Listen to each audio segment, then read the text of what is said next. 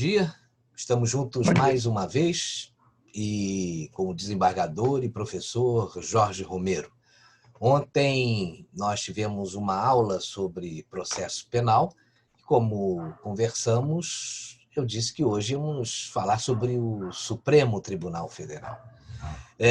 Desembargador, a gente sabe, e até numa outra participação sua aqui no canal, conversamos aí sobre algumas situações provocadas aí pelo Supremo Tribunal Federal sem percorrer os caminhos adequados, como, por exemplo, esse inquérito aí das fake news, que deveria ter sido encaminhado para o Ministério Público, porque, afinal de contas, até como nós vimos ontem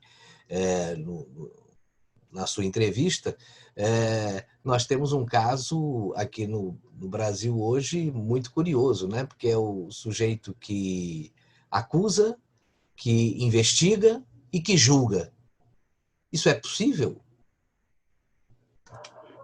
Não, não é possível. Tanto aqui eu posso dizer o seguinte: isso não está definido nesse inquérito que abriu lá. Porque esse inquérito é para, como diz o dispositivo regimental que eu apoio, que é o artigo 11, é um inquérito para apurar. A expressão é essa, apurar. Mas, como o Supremo pode mais do que outros tribunais, etc., eles desviam um pouco o inquérito. É claro que o ministro que o preside, que, segundo até o seu colega Marco Aurélio, deveria ter sido alvo de um sorteio, a relatoria desse inquérito, mas não foi, é que esse ministro vai ficar impedido para julgar os frutos desse inquérito se tornarem ações se forem bater a porta do Supremo e ele lá estiver compondo o quórum. Ele não vai poder, porque ele está praticando um ato, até, diga-se de passagem, administrativo, que os atos de inquérito são administrativos, mas determinando certas medidas aí coercitivas que não caíram bem. Acham que ele não devia fazer isso. Inclusive está ordenando prisões e prorrogando prisões, e os advogados, segundo as informações que a gente tem, os advogados das vítimas não têm acesso ao processo. É esse negócio esse tópico que eu acabei de apreciar ontem, dizendo que os direitos e garantias no processo acusatório devem ser iguais entre as partes. Não pode haver a surpresa, porque a pior coisa no processo, Marcelo, é a surpresa. Por isso que ela é evitada com toda a cautela, inclusive fruto de dispositivos constitucionais da doutrina constitucional brasileira. Você não pode ser surpreendido com uma coisa surpreendente, vamos dizer assim. O grande Sobral Pinto, que também foi meu professor, pessoa formidável, que era um anticomunista ferrenho, tinha horror de conversa, foi defender o Prestes. No tempo do Getúlio, no famoso Tribunal de Segurança Nacional que o Getúlio criou, né? No tempo que a chefia de polícia era entregue ao filho Antomiro, prendeu o Prestes, mandou a Olga Benário para ser praticamente executada lá na Alemanha. Né? Isso foi um ato de covardia que eu jamais vi na minha vida. Então, mas por quê? Porque o Sobral se indignou com aquilo e berrou lá no julgamento, gritou que ele pediu ao Prestes que fosse aplicada ao Prestes a lei de proteção aos animais. Porque, como estava muito pior do que isso. Então, é verdade, você não pode fazer o melhor. A justiça é uma coisa que tem que ser equilibrada. Você não pode adernar o prato, o frasco onde tem o seu conteúdo, de um lado ou do outro, para evitar que seja o derramamento que vai estragar tudo. Eu acho isso. Ele não sei, eu não quero julgar o ministro. Quem sou eu? Ele, com certeza, vai ser julgado lá pelo juízo final, como disse que é o Tribunal Superior ao Supremo. Mas eu não integro aquele tribunal. Há um movimento grande aí, a gente tem acompanhado nas redes sociais, por exemplo, juristas como Ives Gandra Martins, como Adilson Dalari, que também tem se manifestado contra isso que vem acontecendo. Eu acho que é filho do Dalmo. Isso mesmo. Agora acontece, não, eu recebi um zap dizendo o seguinte, que um número expressivo de advogados estava se reunindo para fazer uma petição, não sei porquê, contra isso, para procurar resguardar direitos e garantias que estavam sendo abandonados nesse inquérito. Eu vi, agora eu realmente não conheço essa petição, nem transcrever o teor dela para que você tomasse conhecimento. Porque... pode continuar. Não, fale você. A gente vê o seguinte, que nos parece que para haver uma interferência no Supremo com relação a impedimento de algum ministro, isso depende do Congresso. E a gente sabe que tanto o presidente da Câmara quanto o presidente do Senado não tem nenhum interesse em criar um atrito com o Supremo, sobretudo no momento em que eles pensam em contar com o Supremo para se perpetuarem aí nos respectivos cargos. Então, por esse caminho, nós não vamos ter saída. Existe alguma outra saída para conter esse impulso absurdo? Eu acho que existe. E essa saída está lá dentro do próprio Supremo. Os ministros têm que fazer alguma coisa. Nem todos pensam, não pense você que todos eles, ou a maioria deles, está apoiando esse inquérito. Porque isso não representa o ideal de justiça deles. De modo agora, se não falarem forte lá dentro, não vai, porque cá de fora que você acabou de dar um motivo. Tá? Os políticos não fazem, têm medo, etc. Vão atacar o ministro, depois vem a forra em cima da gente em decisões e tal. Não estou dizendo que vai existir isso, mas eles têm preocupação, porque é uma força. A força do judiciário é uma coisa importantíssima. Né? E é isso agora. Se tu tiver um ministro lá dentro para gritar, olha, esse inquérito está errado por causa disso, daquilo, vem outro, acompanha o ministro, eles vão pensar. Aliás, a propósito, eu até mandei para você hoje uma notícia que eu recebi do informativo. Estão pensando, e até já tem uma proposta do Toffoli, acho que já colocaram em campo isso, uma reforma do regimento interno para uma atualização. Você quer ver uma coisa? É até uma questão que eu gostava de abordar. Eu acho uma loucura, um desprezo às partes envolvidas, o que eles fazem atualmente. Por exemplo, essa é a questão do julgamento monocrático. Você vai com recurso para lá, geralmente um habeas corpus, o que acontece? O juiz dá uma liminar, solta, e você vê que o sujeito beneficiado não é flor que se cheire, toda a comunidade sabe disso. Muito bem, ele dá, pode discutir? Não, o sujeito sai, continua a viver sua vida aqui fora, e o processo vai para onde? Fica dormindo lá na prateleira do Supremo, porque não pode, agora nem posso dizer isso, porque agora o processo é eletrônico. Ele não dorme mais na prateleira, ele dorme no computador. Então o que acontece? Está errado. Uma decisão liminar tem que ser referendada pelo órgão colegiado. Não pode, não quer dizer. Então, se for assim, você não precisa ter um Supremo, você basta distribuir para eles as ações, cada um dá sua decisão e acabou. Mas recentemente houve essa discussão aí no Supremo e mantiveram aí a questão das decisões monocráticas, né? Não, a decisão monocrática, olha, eu inclusive eu fui juiz criminal no Tribunal de Alçada e depois desembargador criminal no Tribunal de Justiça. Ela não pode ser abolida por uma razão muito simples, que às vezes você recebe um processo, você vê que aquilo ali é uma ilegalidade que incômoda. Então você tem que sanar aquilo imediatamente. O que você faz? Você sana a ilegalidade, se for o caso, até solta o paciente do habeas corpus, e depois, mas leva para o colegiado que ele tem que referendar a sua decisão. Mas quando eu era até desembargador, eu brincava, eu digo, olha, brincava não, eu argumentava, pode sair uma decisão aberrante. O habeas corpus, que é um meio conhecido de defesa da liberdade individual, o que pode acontecer nesse julgamento? Eu dou a liminar, os dois outros, um quórum de 3, divergem de mim. Qual é o resultado que eu tenho que lançar na papeleta?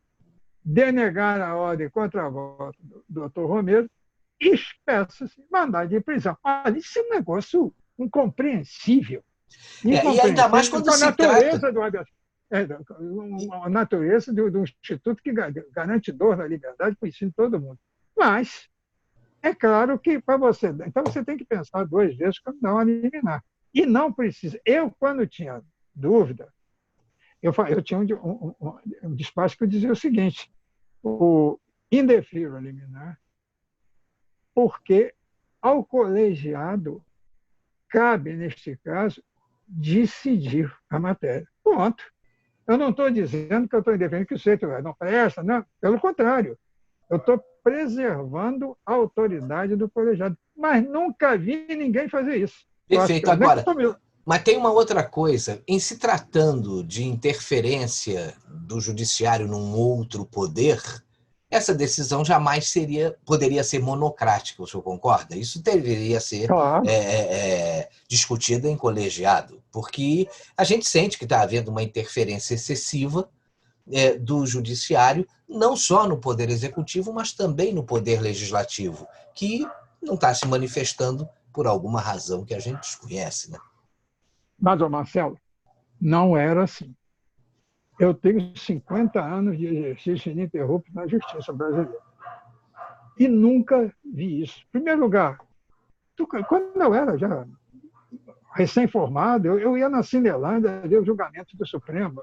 Era o Nelson Bria, grande, o autor do Código Penal brasileiro, o Hahnemann Guimarães, um grande civilista, Orocim Bononato, uma autoridade de sucessões que o Brasil já teve.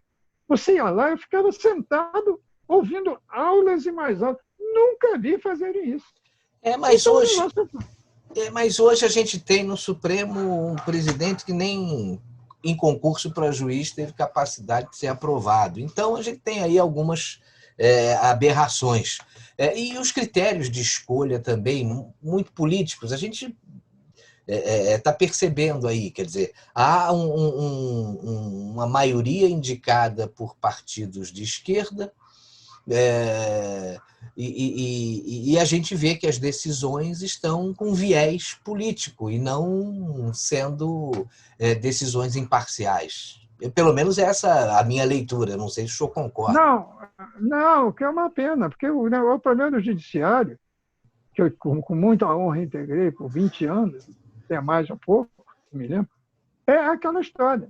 Eu decido assim, à luz das provas dos autos, ponto. Doa a quem doer. É essa que tem que ser a conclusão que você...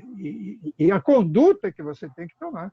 Doa a quem doer, se desagradar. E eu estou ali para... Eu sou juiz porque eu não fui levado ali pelo povo, não, porque eu quis ser. De modo que o meu raciocínio é outro. E você tem que ser.